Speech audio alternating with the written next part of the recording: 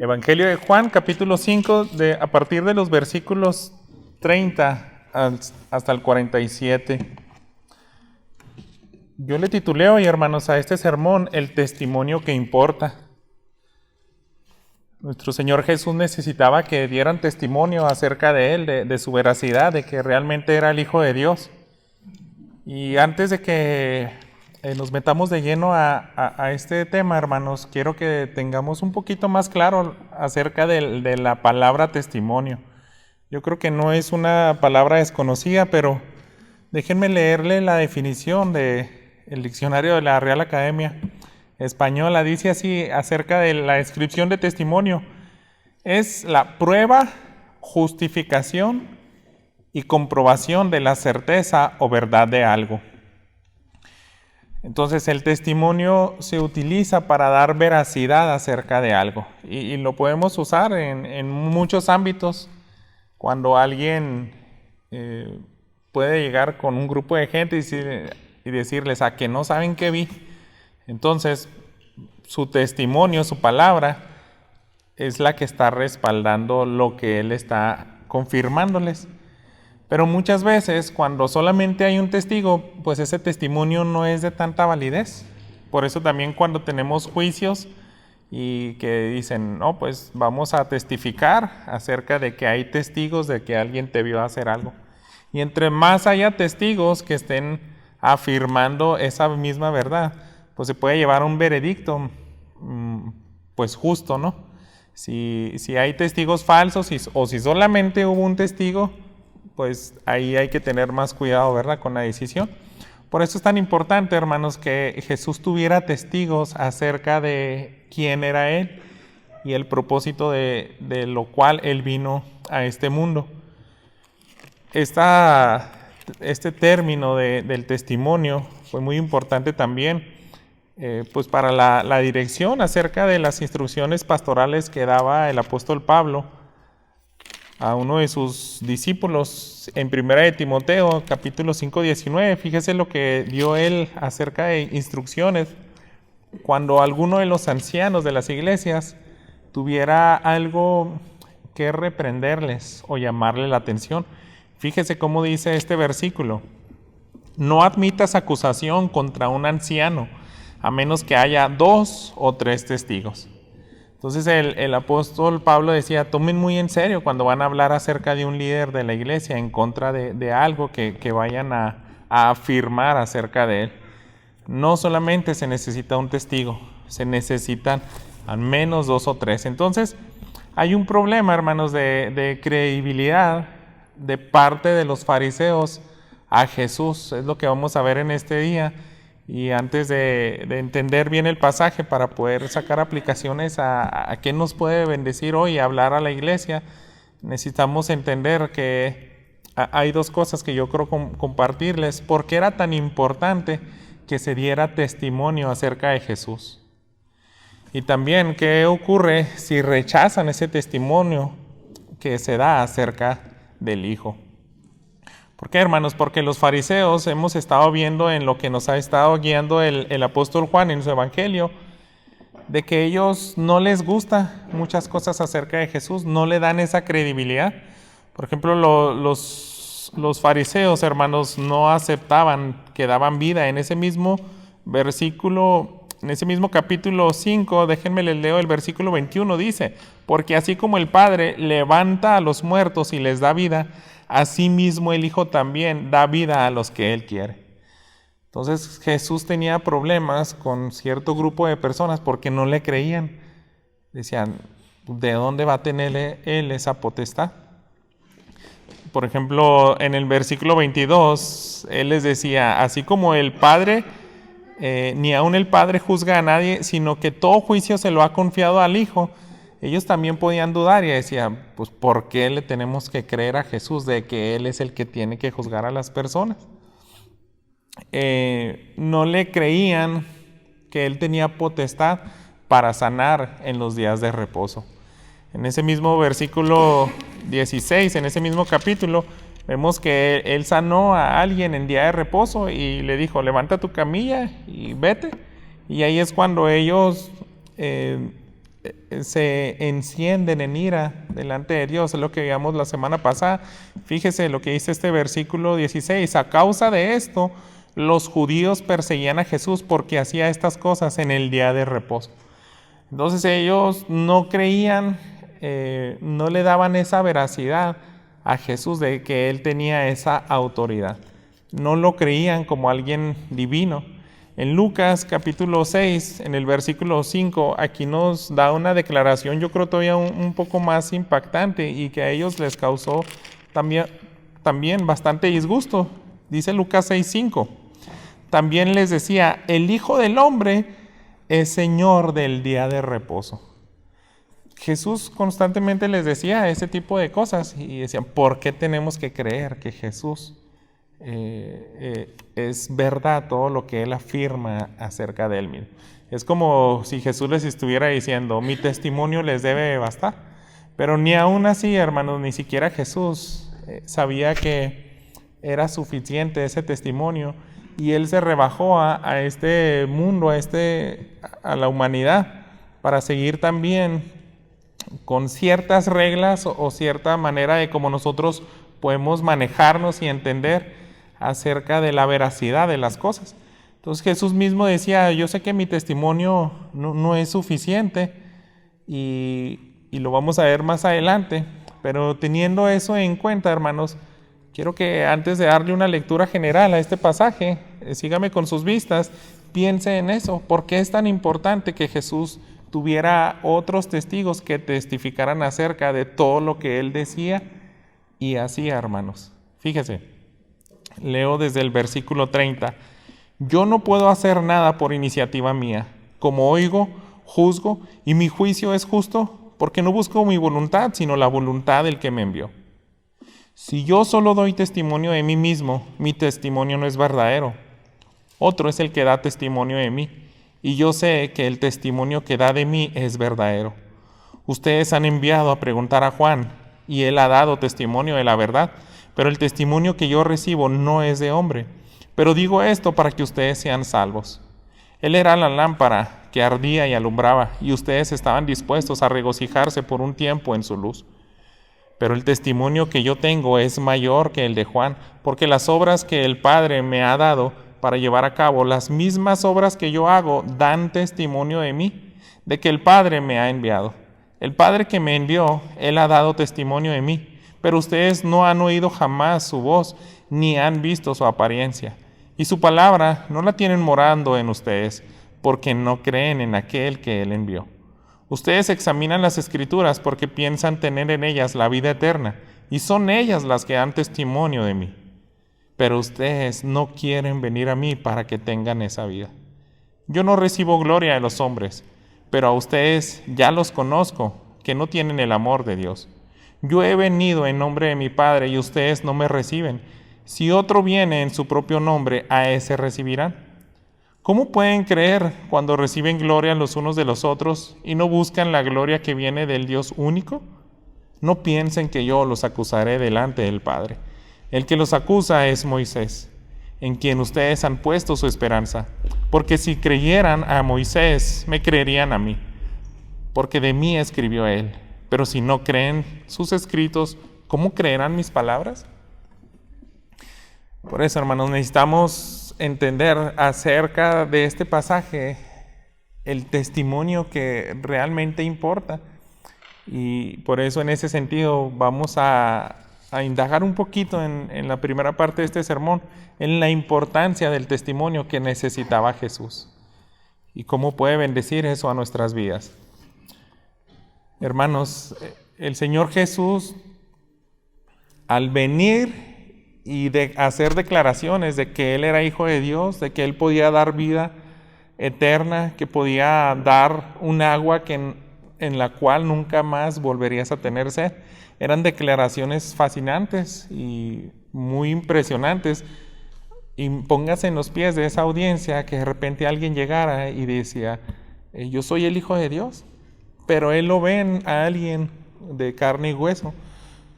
Jesús no tiene una apariencia, lo dice la misma Escritura, lo veremos atractivo para que le deseemos. Jesús no era alguien que andaba flotando 10 centímetros por encima del piso y tenía una aerola, no tenía brillitos o aire alrededor de él, era una persona común y corriente.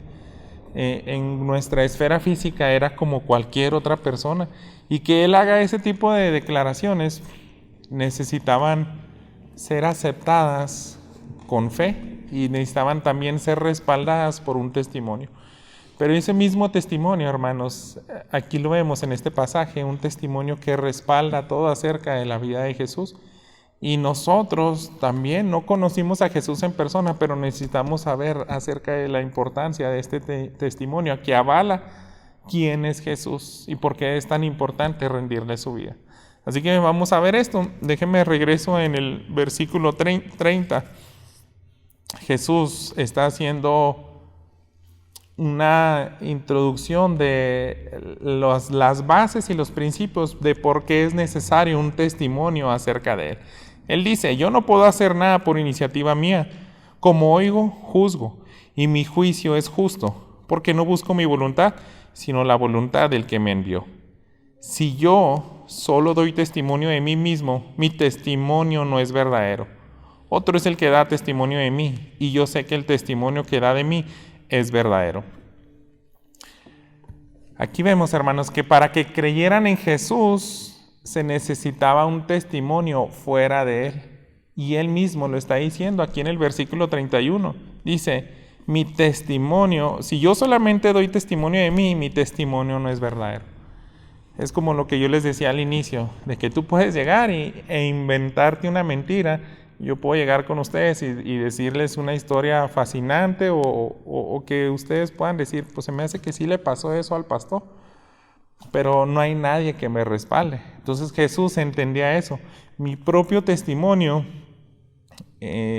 no es suficiente, mi testimonio no es verdadero, que aunque Él diga la verdad, en esta esfera humana Él sabe acerca de nuestra condición.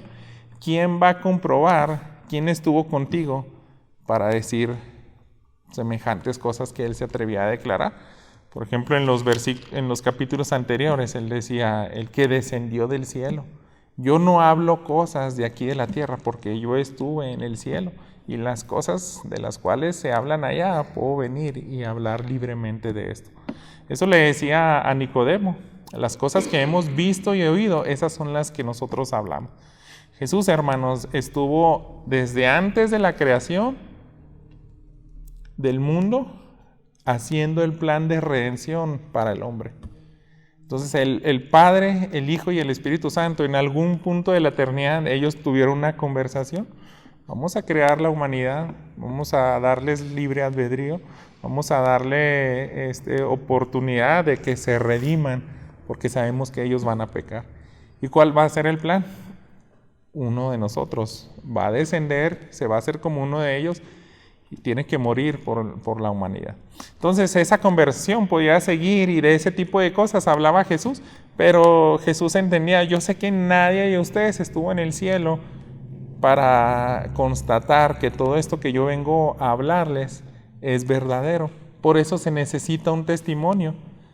Esa es la importancia.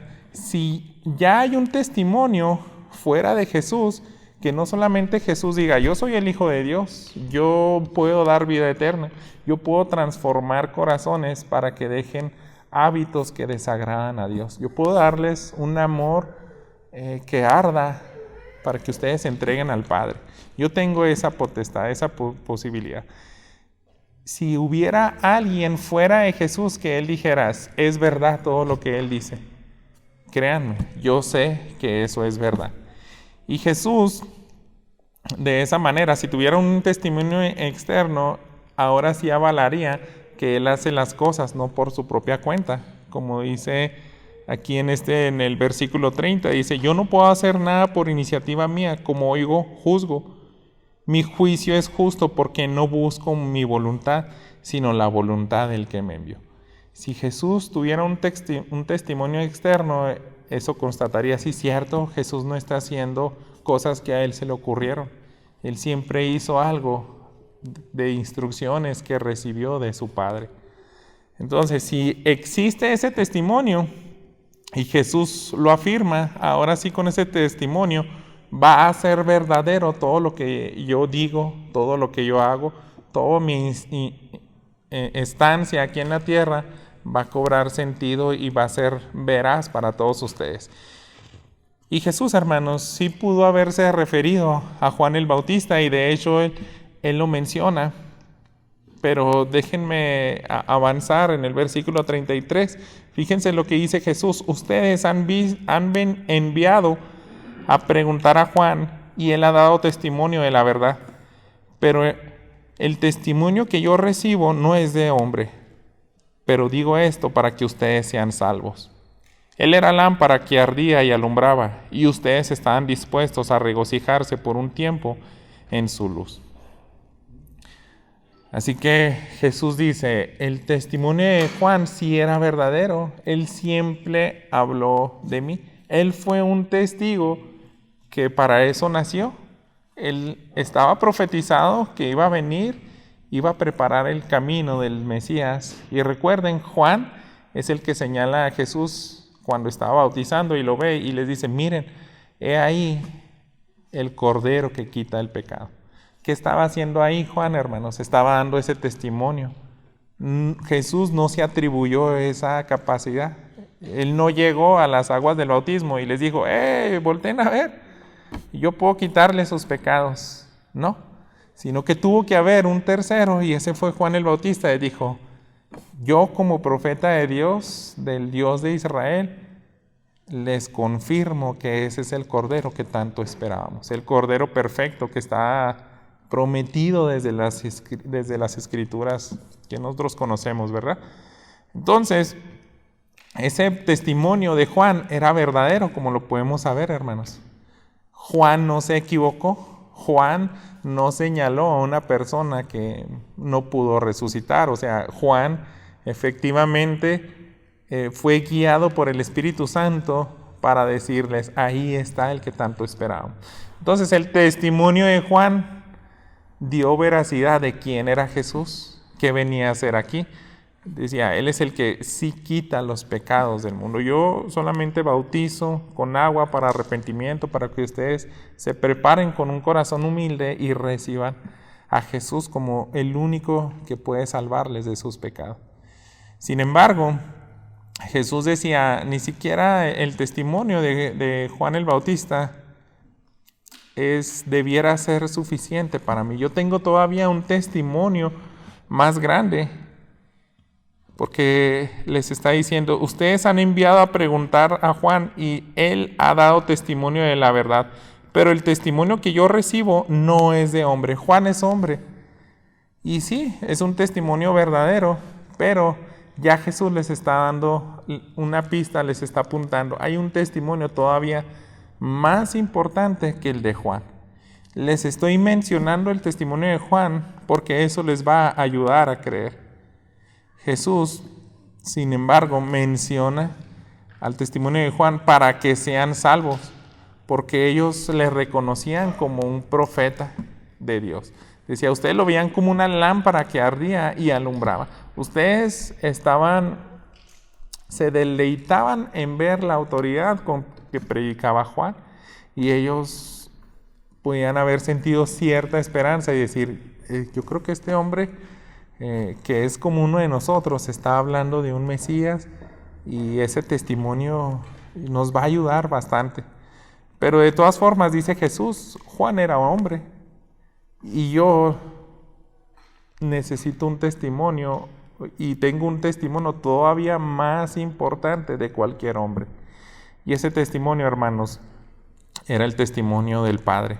Porque cuando nos quedamos en la esfera de un testimonio acerca de otro hombre, también pudiera ser distorsionado por deshonestidad o mentira. No sé si ustedes recuerdan que en Estados Unidos, siempre que hay un juicio, se les pone la Biblia y ellos tienen que hacer una declaración en frente de todas las personas, poniendo la mano sobre la Biblia y dicen, yo prometo que todo lo que voy a decir es la verdad. Y no sé exactamente qué tipo de palabras exactas dicen, pero es como poniendo de por medio, Dios me va a escuchar, Dios se va a dar cuenta si yo estoy mintiendo. Entonces lo estoy haciendo aquí enfrente de ustedes, les prometo que voy a decir la verdad. Pero de todas formas así, hermanos, reconocemos que los hombres podemos ser falibles. Los hombres, hasta por la manera de cómo decimos las cosas, podemos meternos en un embrollo y distorsionar la verdad, aunque no sea nuestra intención. Y eso es lo que hacen los abogados. A veces hacen tantas preguntas para que el que declara se confunda y termine diciendo algo que jugaron con su mente y echó a perder el testimonio. Entonces, Jesús no solamente se debe fiar de un testimonio de hombre, porque ellos, más adelante vemos, a ustedes les gusta mucho escuchar los testimonios de los hombres. Si pasamos a la segunda parte del versículo 43, dice: mi Padre y ustedes no me reciben. Dice, ustedes no me reciben. Si otro viene en su propio nombre, a ese recibirán. Cuando estamos hablando de la esfera de los hombres, a ustedes les gusta escuchar que otra persona de carne y hueso como ustedes dé cierta aseveración de las cosas y les gusta escuchar a ellos. Pero cuando se trata de escuchar al Padre, ahí tienen ciertos problemas. ¿A dónde tenemos que avanzar, hermanos? Fíjese el versículo 36.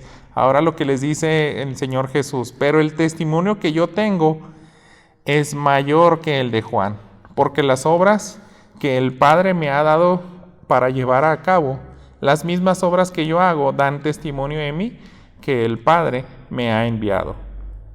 El Padre que me envió, Él ha dado testimonio de mí, pero ustedes no han oído jamás su voz, ni han visto su apariencia. Y ahí es donde introduce Juan: este es el testimonio que yo necesito. El único que va a dar veracidad y que me va a afirmar acerca de quién soy, qué vine a hacer aquí, por qué hago todo el tipo de cosas. ¿Cómo les puedo asegurar que no es mi voluntad, sino que estoy siguiendo instrucciones del Padre? No es el testimonio de ningún hombre, es el testimonio de Dios mismo.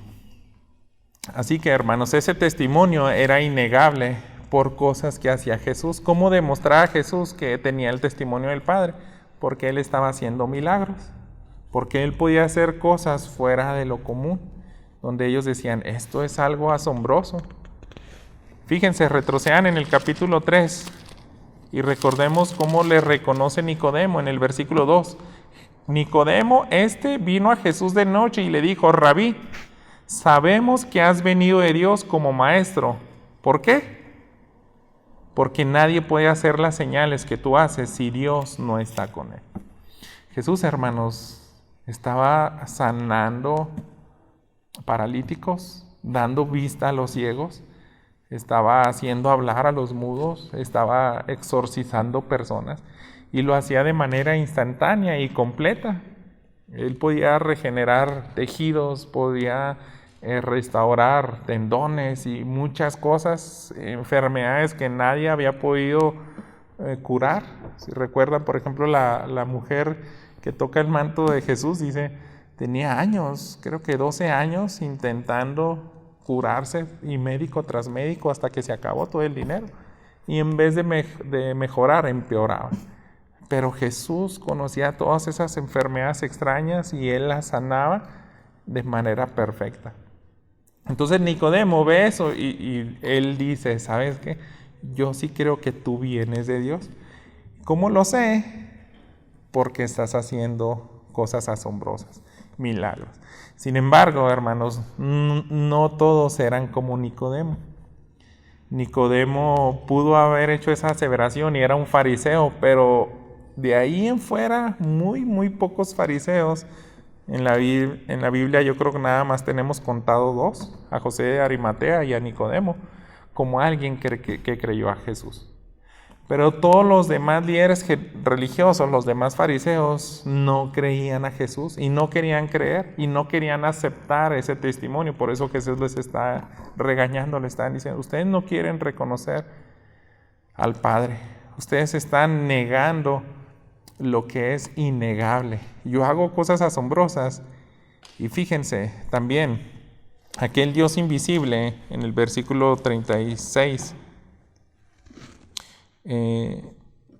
Dice, el testimonio que yo tengo es mayor que el de Juan, porque las obras que el Padre me ha dado para llevar a cabo, las mismas obras que yo hago, dan testimonio de mi Padre, que el Padre me ha enviado. El Padre que me envió, Él ha dado testimonio de mí, pero ustedes no han oído jamás su voz, ni han visto su apariencia. Ese Dios invisible que ustedes no conocen. Ustedes no estuvieron ahí en el Sinaí, a veces hablaba y los demás percibían como que eran sonidos de trompeta y cosas así, pero nadie le ha visto, nadie le ha logrado ver, pero ese Dios invisible se ha manifestado a través del Hijo. Fíjense, hermanos, la Nueva Traducción Viviente traduce así este versículo: pero yo tengo un testigo aún más importante que Juan, mis enseñanzas y mis milagros. El Padre me dio estas obras para que yo las realizara y ellas prueban que Él me envió. Eso es lo que decía Jesús. ¿Cómo pueden darse cuenta de que yo soy el Hijo de Dios? Por el testimonio no de hombre, sino el testimonio del Padre. Y ese testimonio es todas las cosas que yo afirmo, las enseñanzas y las señales que estoy haciendo. Ese es el testimonio que Jesús necesitaba. Ese es importante, ese testimonio. Por eso era necesario que alguien autentificara al Hijo. Pero hermanos, si ya tenemos el testimonio que Jesús está afirmando, es divino, es del Padre, y sucedieron cosas asombrosas. Por ejemplo, Juan no manifiesta lo que viene en el Evangelio de Lucas. Cuando Jesús es bautizado, hermanos, se escucha la voz del Padre. Viene el Espíritu en forma de paloma, pero también se escucha una voz y dice: este es mi Hijo amado, en quien yo me complazco. ¿Qué pasó también? A lo mejor ahí no fue ya de tantas personas que lo escucharon, pero al menos los 3 discípulos más allegados en la transfiguración, ellos también escucharon esa voz. Este es mi Hijo amado, a Él oigan, a Él obedezcan. Ellos escucharon esa voz audible. Entonces había un testimonio del Padre. El Padre a veces hasta manifestaba en voz audible en ciertas circunstancias, pero más que nada lo hacía con los milagros. Y la otra cosa muy importante, si recuerdan cómo decía la Nueva Traducción Viviente, son 2 cosas: las señales, los milagros y lo que yo hablo. Todo lo que yo digo, eso también debe de ser un testimonio para ustedes, porque no estoy diciendo cosas que salen solamente de mí, es todo lo que el Padre me está indicando a compartir. Ese es el testimonio, hermanos. Es importante que entendiera esa audiencia, pero era un problema el que estaba presentando aquí Jesús, porque ellos rechazaban ese testimonio. ¿Qué pasa, hermanos, si rechazamos el testimonio del Hijo? La segunda parte de este mensaje. Les leo el versículo 38. Su palabra no la tienen morando en ustedes, porque no creen en aquel que envió. Ustedes examinan las Escrituras porque piensan tener en ellas la vida eterna, y son ellas las que dan testimonio de mí. Pero ustedes no quieren venir a mí para que tengan esa vida. Y aquí vemos el rechazo, hermanos. Jesús está diciendo declaraciones muy tristes, hermanos. Es terrible lo que Él está diciendo. Ustedes conocen las Escrituras, pero no creen. Ustedes saben que todas las Escrituras son divinas y les tienen que apuntar al Hijo, pero no las están creyendo, no las están llevando al corazón. Y cuando Jesús se refiere a todas las Escrituras, todo lo que tenemos, las primeras 2/3 partes de nuestras Biblias, el Antiguo Testamento, ahí todavía no se está refiriendo a los escritos de los apóstoles, pero dice: todas esas Escrituras están apuntando a mí. Hay salmos proféticos, hay desde Moisés, lo que él escribió en Génesis, que él iba a mandar a alguien que iba a herir en la cabeza a la serpiente y la iba a destruir por completo. Desde ahí es la primer señal de un libertador, de un salvador. Así que es triste, hermanos, que conozcan las Escrituras y no las crean. La palabra está para que haya un corazón en los hombres, y en los fariseos, hermanos, no estaba encontrando ese lugar. Dios inspiró las escrituras, hermanos, porque eso también es un testimonio para el Padre, a eso se refiere Jesús. Todos los escritos del Antiguo Testamento, eso también les debe contar como un testimonio. Si vamos a Hebreos capítulo 1, versículo 1, ahí también dice lo siguiente: Dios, habiendo hablado hace mucho tiempo, en muchas ocasiones y de muchas maneras a los padres por los profetas. Entonces Jesús decía, Dios inspiró a los profetas y de esa manera habló, dio testimonio. ¿Y qué es lo que decían todos los profetas? Pues hablaban acerca del Mesías, hablaban acerca de Jesús. Pero sin embargo, Jesús dice, ustedes no quieren venir a mí. Y hermanos, aquí tenemos la división universal de toda la humanidad. Solamente existen dos tipos de personas aquí en esta tierra: los que creen en el Hijo o los que rechazan al Hijo. Los que aceptan el testimonio acerca de quién es el Hijo o los que no creen ese testimonio. Y aquí estaban ese grupo de personas. Jesús estaba dirigiendo a los fariseos que decían, ustedes no me creen, ustedes no creen al Padre, no quieren aceptar todo ese testimonio de Dios que son las Escrituras, ustedes no quieren aceptar las señales que yo hago. Han sido capaces, más adelante en su ministerio lo muestra de manera más progresiva los evangelios sinópticos, Mateo, Marcos, Lucas. Cuando Jesús ya ha hecho tantos milagros, ellos son tan duros de corazón que no pueden negar que está haciendo milagros, pero como no lo quieren aceptar, ¿qué hicieron? No, es que tú sanas por Belcebú. Ellos blasfemaron en contra del Espíritu Santo. Dije, tú estás haciendo milagros, pero no vienen de Dios. Estás usando el poder de Satanás, en pocas palabras. Entonces, este tipo de personas, hermanos, este círculo, eran los más empapados y sumergidos en las Escrituras. Nadie conocía más las Escrituras que los fariseos. Las estudiaban, las memorizaban, las conocían, pero nunca halló un lugar en su corazón, porque ellos no estaban honrando al Padre. Ustedes no quieren venir a mí. Y esa es la realidad de la humanidad, hermano. No quieren venir. Pueden estar tantas horas expuestas a las Escrituras, pero no les ha servido de nada. Y yo les dije, solamente hay una división de toda la humanidad: los que creen en Jesús como el único mediador y salvador, el que puede transformar la vida, y los que no creen. Y debiéramos desde ahí hacernos esa pregunta, hermanos: ¿tú estás entre los que creen o los que lo rechazan? Nos vamos a dar cuenta de una manera más objetiva si seguimos avanzando. Fíjense el versículo 41. Yo no recibo gloria de los hombres, pero a ustedes ya los conozco, que no tienen el amor de Dios. Yo he venido en nombre de mi Padre y ustedes no me reciben. Si otro viene en su propio nombre, a éste reciben. ¿Cómo pueden creer cuando reciben gloria los unos de los otros y no buscan la gloria que viene del Dios único? Y Jesús les está diciendo en pocas palabras cómo se están comportando. Ustedes solamente les gusta recibir testimonios de su esfera terrenal. Solamente cuando viene alguien como ustedes les gusta hacer válido el testimonio, cuando ellos nada más pueden incluso hablar acerca de sí mismos sin ni siquiera tener tal vez otros testigos. Pero cuando se trata de que alguien viene de parte del Padre, ese testimonio ustedes no lo quieren aceptar.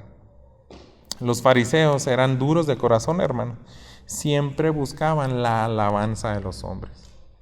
Ellos querían, se sentían bien, ¿no?, que sean alabados por ellos, pero digamos, viene alguien, otro fariseo, y dice, oigan, yo estoy ayunando bastante, yo estoy tratando de agradar a Dios, y ellos dicen, wow, qué bárbaro, un aplauso, eres de los nuestros. Entonces era un tipo de alabanza. Les gustaba recibir alabanza cuando así tocaban trompeta y hacían mucho ruido cuando ellos iban a dar ofrendas. ¿Y qué esperaban? Pues que les alabaran todos los demás. Mira cuánto he hecho. Entonces ellos deseaban mucho esa alabanza de los hombres, pero no buscaban la alabanza de Dios. El versículo 44, fíjense cómo dice la palabra de Dios para todos. Esta traducción dice: les gusta alabarse unos a otros, pero no buscan la alabanza de Dios. Entonces, ¿cómo van a creer? Jesús les está explicando: entre más anhelen la alabanza de los hombres, no van a creerme a mí. Porque cuando me crean a mí, el que los va a alabar es Dios. Si no me están aceptando como el Salvador, el prometido, entonces jamás les va a alabar mi Padre. En pocas palabras, ustedes no quieren la alabanza del Padre. Ustedes solamente quieren la alabanza de los hombres. Están en ese problema. En realidad no quieren a Dios. Miren, les invito a que me acompañen en el Evangelio de Mateo, en el capítulo 21. Sucedió algo similar aquí, donde vemos claramente esta alabanza que ellos buscaban. En Mateo 21, el versículo 23, veamos lo que sucedió. Cuando Jesús llegó al templo, los principales sacerdotes y los ancianos del pueblo se acercaron a él mientras enseñaba, diciendo: ¿con qué autoridad haces estas cosas? ¿Y quién te dio esa autoridad? Jesús le respondió: yo también les haré una pregunta, que si me la contestan, yo también les diré con qué autoridad hago estas cosas. ¿De dónde era el bautismo de Juan? ¿Del cielo o de los hombres?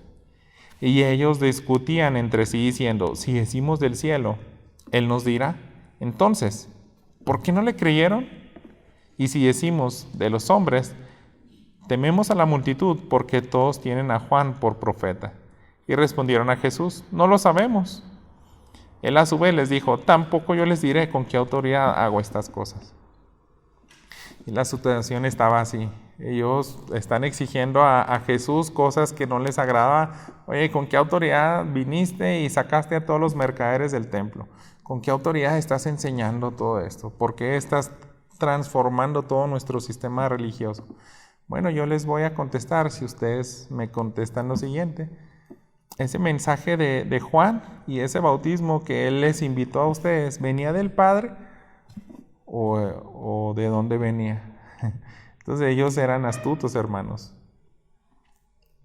Ellos no querían quedar mal parados en el pueblo, delante de toda la nación de Israel, y decir: y qué tontos los fariseos, se equivocaron. Porque ellos no aceptaron a Juan.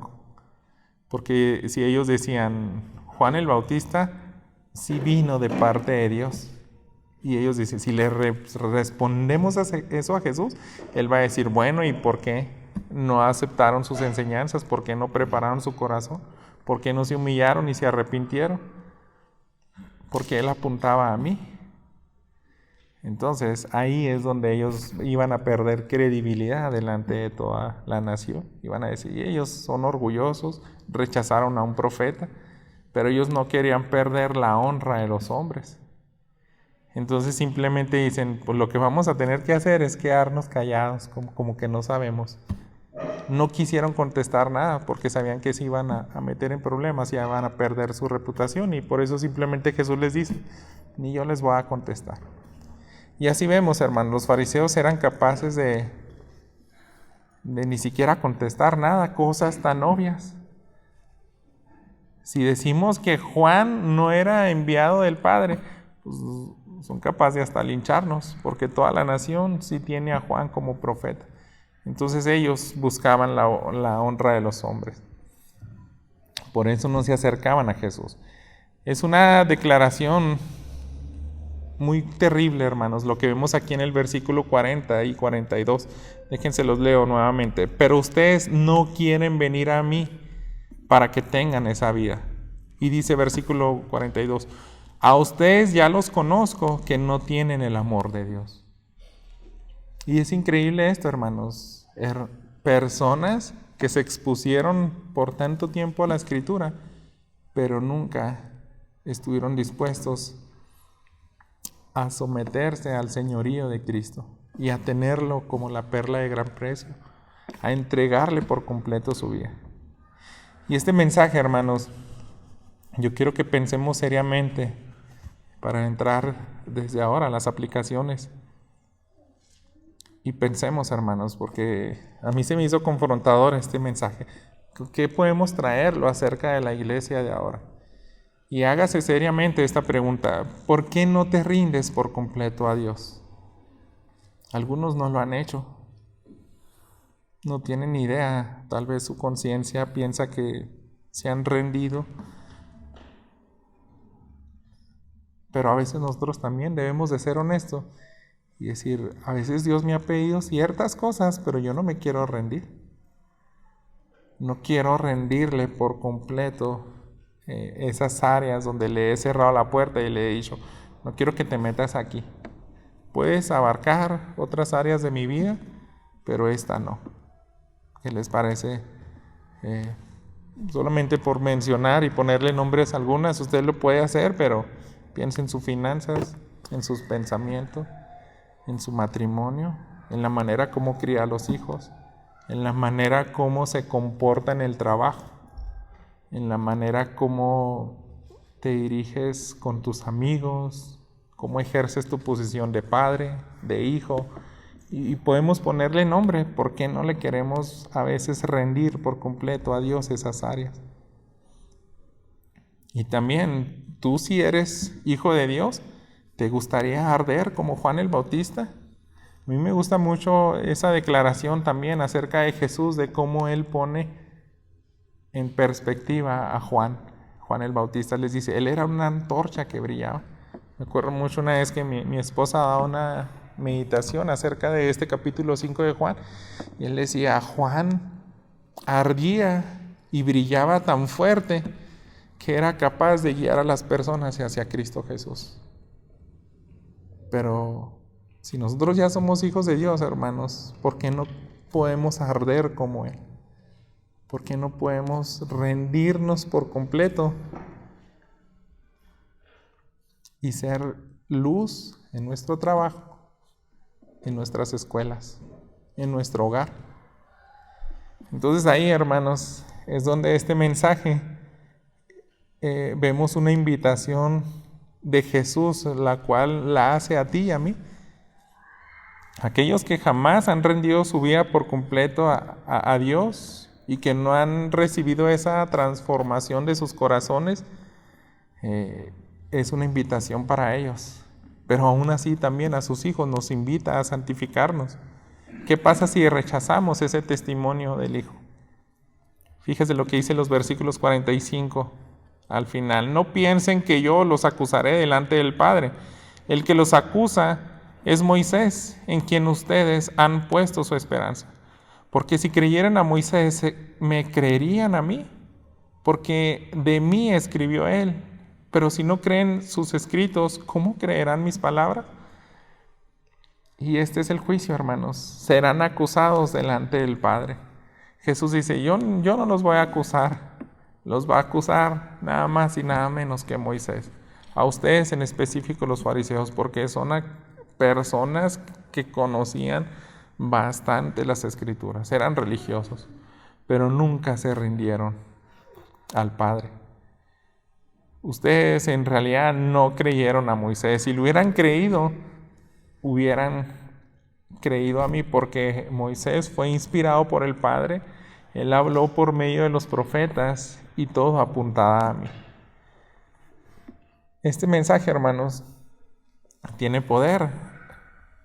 Hay muchas personas que se van a morir y jamás se van a rendir al Padre, a Jesús. Jamás van a aceptar el testimonio de quién es Jesús. Jesús es Dios mismo.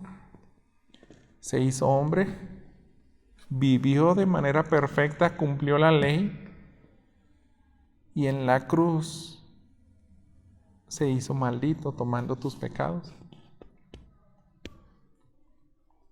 Y Él estuvo dispuesto a morir.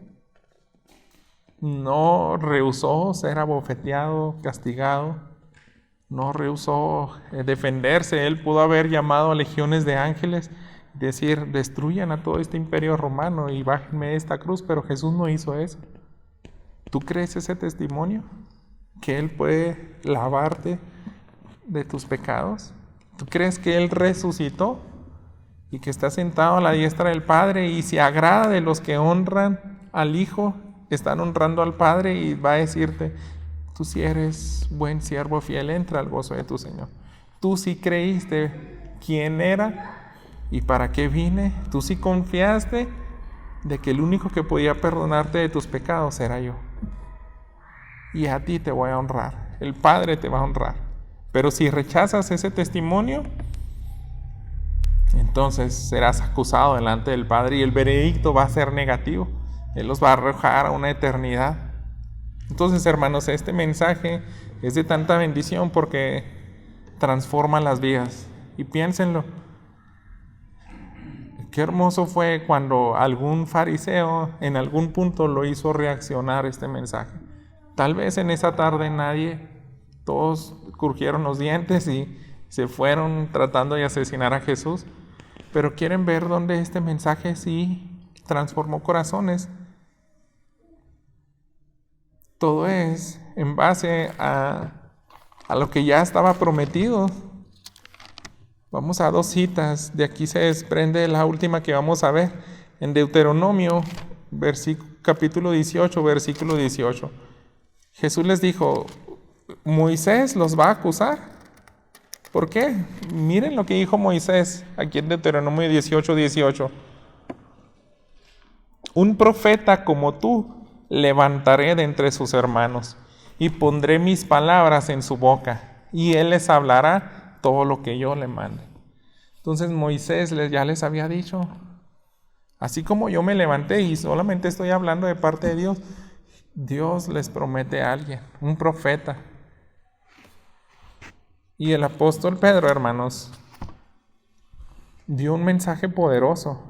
Vaya al libro de los Hechos, capítulo 3, y él está citando precisamente Deuteronomio 18, 18.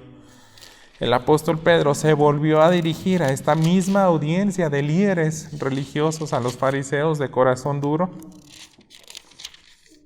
y en algún punto, él no cambió el mensaje de Jesús, hermanos.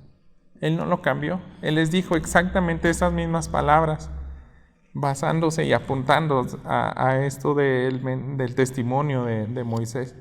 Fíjense, Hechos 3, versículo 19 en delante. Por tanto, arrepiéntanse y conviértanse para que sus pecados sean borrados, a fin de que tiempos de alivio vengan de la presencia del Señor. Y Él envía a Jesús, el Cristo designado de antemano para ustedes. A Él el cielo debe recibir hasta el día de la restauración de todas las cosas, acerca de lo cual Dios habló por boca de sus santos profetas desde tiempos antiguos. Moisés dijo, el Señor Dios les levantará a ustedes un profeta como yo, de entre sus hermanos. A Él prestarán atención, en cuanto todo les diga. Y fíjense qué pasa si lo rechazan. Versículo 23, sucederá que todo el que no preste atención a aquel profeta será totalmente destruido de entre el pueblo. Esa es la sentencia, hermanos, si rechazan ese testimonio. Va a ser destruido. Y en esa ocasión, hermanos, en ese sermón, era el segundo sermón de Pedro. Ya habían venido miles de personas a los pies de Cristo. Pero fíjese de qué habló Pedro, del arrepentimiento y de la confianza en Cristo, porque ese es el testimonio que tenían que creer. Tienen que creer en Él. Y eso transformó a personas. En el capítulo 4 vuelve a predicar y 5,000 personas ahora vienen a los pies de Cristo. Siguen predicando, dice, hasta el punto que los sacerdotes venían a los pies de Cristo.